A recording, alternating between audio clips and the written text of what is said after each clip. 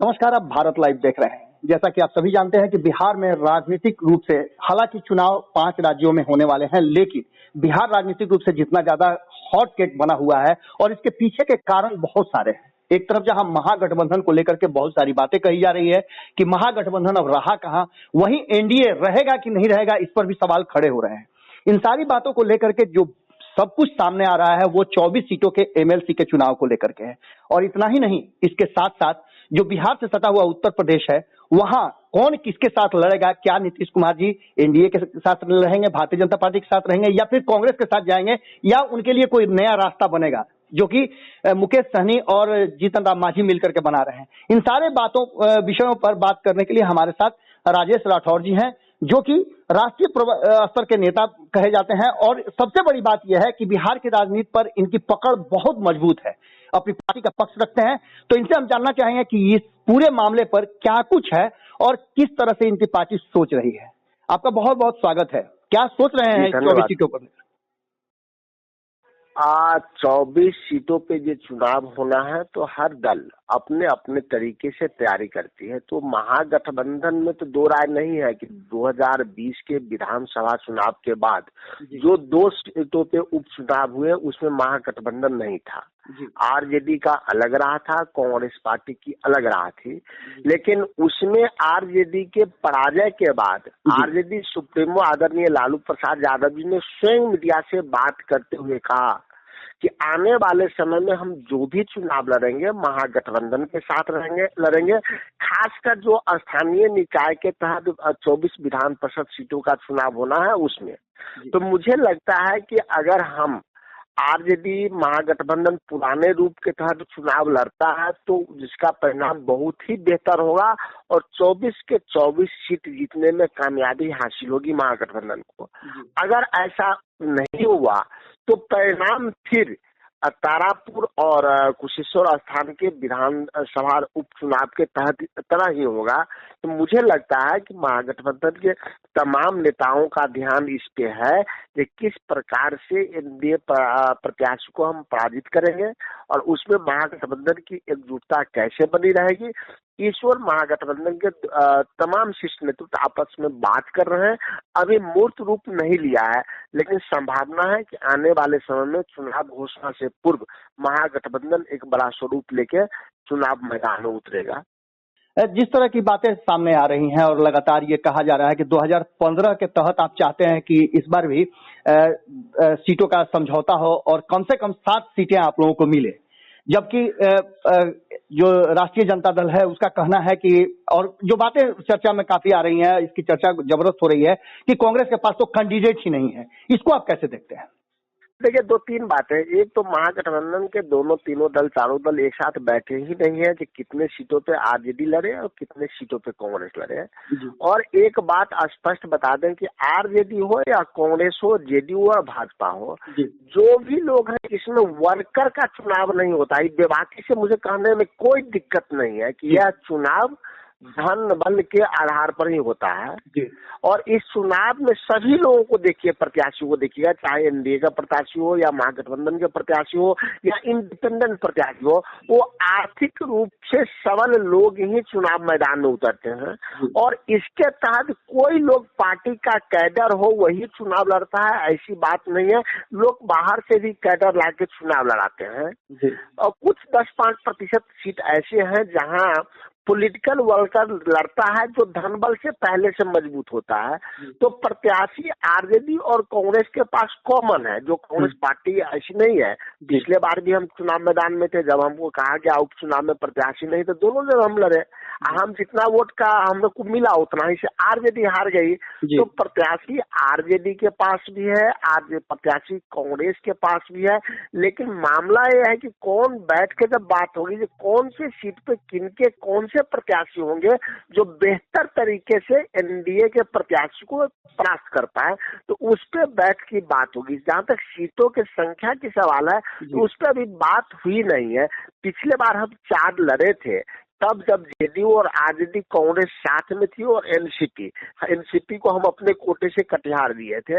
अब एनसीपी के सुप्रीम तारिक साहब कांग्रेस पार्टी के बड़े नेता हैं, हमारा ही दल है, कांग्रेस पार्टी नहीं है। तो ऐसी स्थिति में पिछले साल की बनिस्पत ज्यादा अधिकार बनता है और अगर सब लोग मिलके बात करेंगे तो मुझे नहीं लगता है कि सीटों की संख्या और प्रत्याशियों के चयन में कोई बड़ा दिक्कत आएगी। राजेश जी, चूंकि आप बड़ी बेबाकी से अपनी बात रखते हैं, एक मामला जो है, एक बात जो है खूब चर्चा में आ रही है और राष्ट्रीय जनता दल की तरफ से बार बार ये कहा जा रहा है कि खरवास के बाद खेला होगा।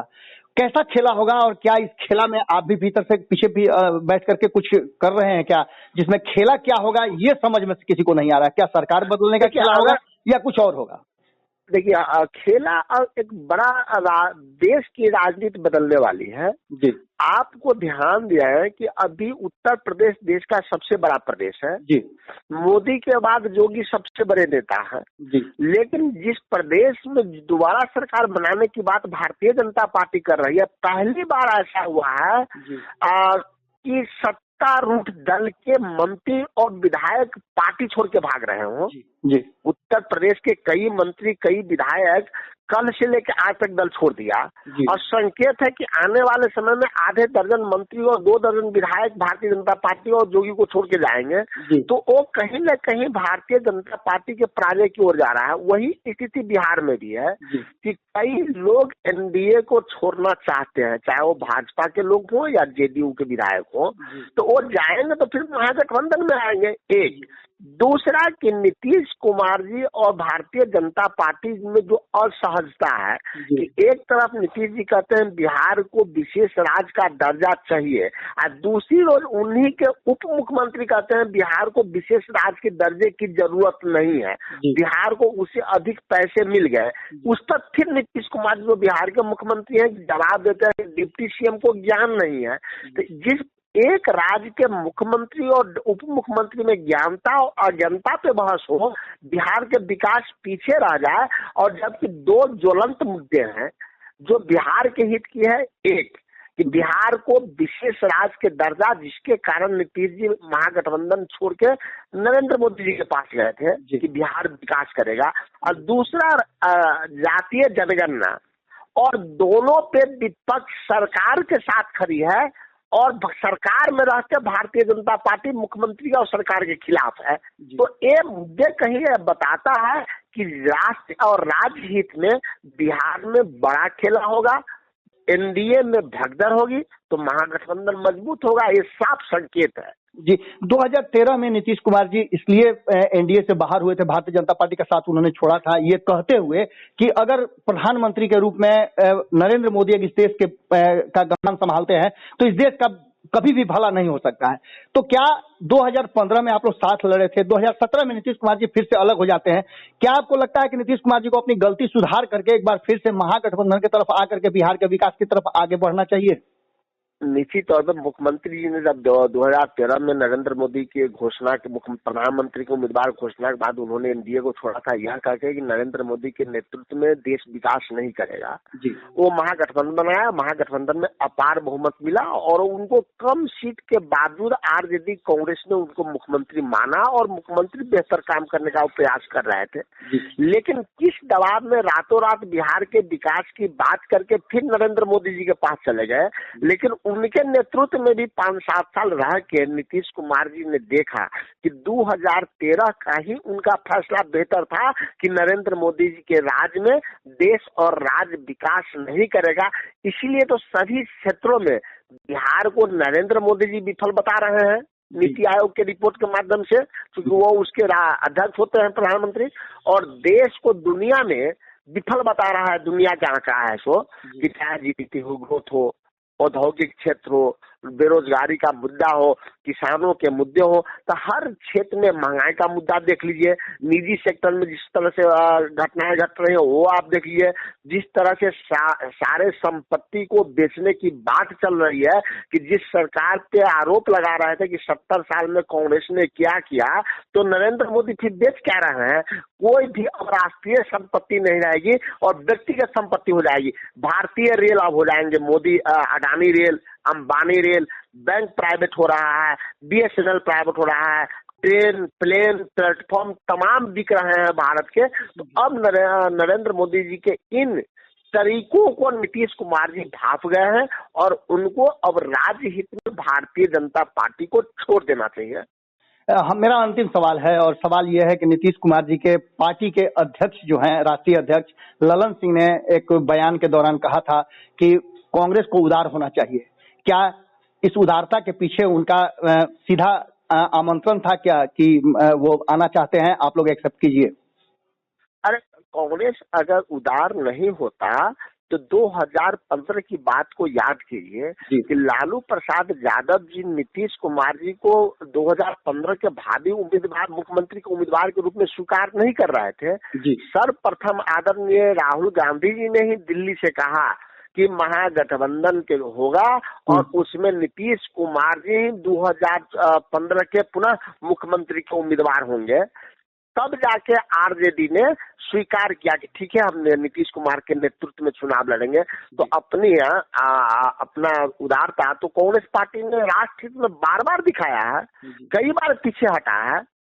कई बार कांग्रेस पार्टी ने राष्ट्र हित में पीछे कदम हटाया है। जब वीपी सिंह भारतीय जनता पार्टी के सहयोग से सरकार में थे और राष्ट्रीय नीति पर चंद्रशेखर जी 40 सांसद लेके अलग हुए थे, तो सबसे बड़ा दल होने के बावजूद भी हम चंद्रशेखर जी को प्राइम मिनिस्टर माने थे राष्ट्रहित में। तो ये बार कांग्रेस तो हमेशा राष्ट्रहित और जनहित की भावना को पहले रखा है। तो नीतीश कुमार जी का स्वागत आप लोग करते हैं अगर आते हैं महागठबंधन में? तो नीतीश कुमार जी को स्वयं, क्योंकि वो अब छले महसूस कर रहा है, मुख्यमंत्री छले नहीं महसूस कर रहा है, मुख्यमंत्री और राज छला हुआ महसूस कर रहा है। जिस कारण नीतीश कुमार जी निकले थे और जिन कारणों से गए थे, तो वो कारण तो आज बरकरार रह गया ना कि बिहार के विकास के लिए गए तो बिहार के विकास पे बात नहीं हो रही है। और वो बिहार के विकास पे बात तो दूर की बात है, मुख्यमंत्री को भी नीचा दिखाने का बार बार प्रयास किया जा रहा है। चाहे केंद्रीय विश्वविद्यालय की मांग की बात हो, बिहार के विशेष राज्य की पैकेज की बात हो या जातीय जनगणना की बात हो, तमाम मुद्दे पर भारतीय जनता पार्टी और नरेंद्र मोदी जी बिहार के मुख्यमंत्री को लज्जित करते हैं, नीचा दिखाने का प्रयास करते हैं। तो फिर मुख्यमंत्री को बने रहने का कोई औचित्य मेरे समझ से नहीं दिखाई देता। जी, बहुत बहुत धन्यवाद।